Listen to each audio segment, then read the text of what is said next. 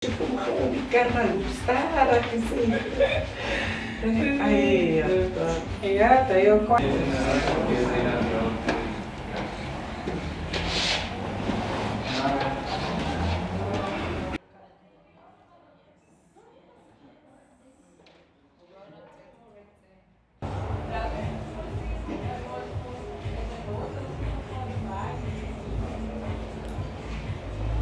Ethnic hair is beautiful. My hair is beautiful and I am beautiful.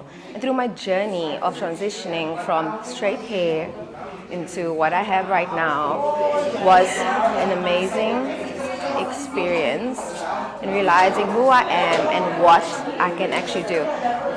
Transitioning to becoming natural, it actually just opened up my eyes and actually opened up so much doors because I could finally tap into who I am and what I am.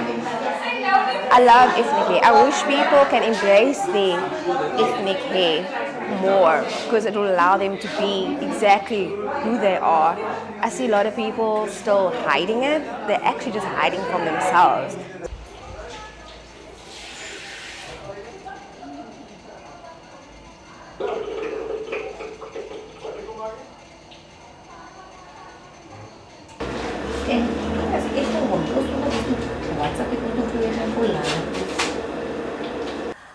A lot of clients are going for the natural look as it's less costly, maintainable. They can break away from chemicals, because chemicals are something that you have to continuously do basically every 2 to 3 months. So a lot of clients have come to basically gone back to old school to want to do the natural look and have that ethnicness back, but be able to maintain it. I think the social standards of natural hair or hair in general depends from one race to another, to be quite honest. I can only speak in terms of the colored society. It's still perceived as something very untidy. It's non-professional. I think just because of the lack of education about it, natural hair is not pretty. It's not beautiful. There's no other way to say it. Actually, there are people still struggling to accept it. It's a little bit more advanced than what it used to be a few years ago.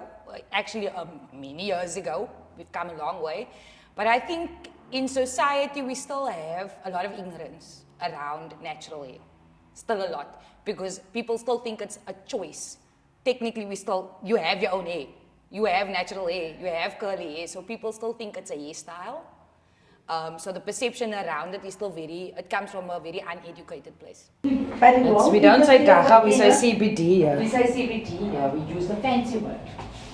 Can you hear at the back? So when she actually to hospital, they Turn it down.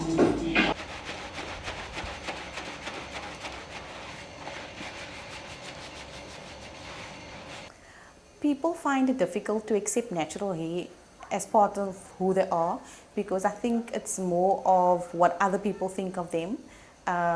Firstly, they need to make peace with them inner self, have that self. It's more about the self-esteem, worried about what the next person actually thinks or even wanting to be like the next person. I think one of the main reasons why it's so difficult for society to accept natural hair is because society hasn't learned to accept themselves. People haven't learned to accept themselves yet. It's not yet, I don't think it's got that much to do with the hair per se, but as a nation, as a culture, whether it be colored culture or in black culture, if I can put it that way, people haven't learned to embrace themselves yet. And so now it's just the focus is on hair, but it really has a lot to do with self-identity because our country comes a very long way and we've come really far, but also very slow in terms of hair because hair in our history determined whether or not you were seen as whether you were seen as Caucasian or whether you were seen as rich or poor. All of those things were determined, your role in society was determined by your hair texture.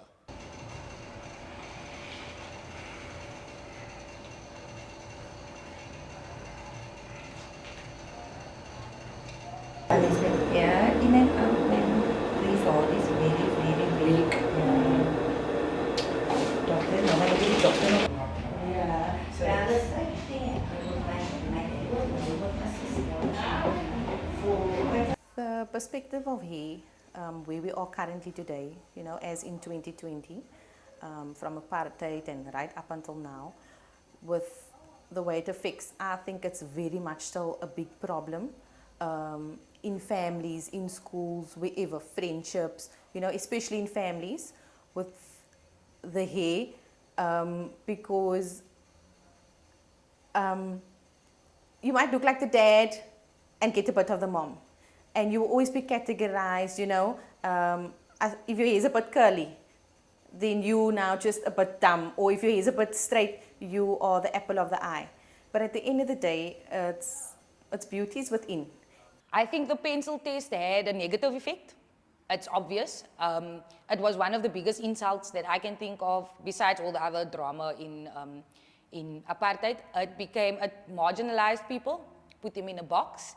And at the time, our people accepted that marginalism, if I can put it that way. They accepted that you are not seen as important part of society just based on that. And it spiraled into now people having an inferiority complex or feeling inferior to the next race of person because of that. And it's spiraled so much so that people still feel that way.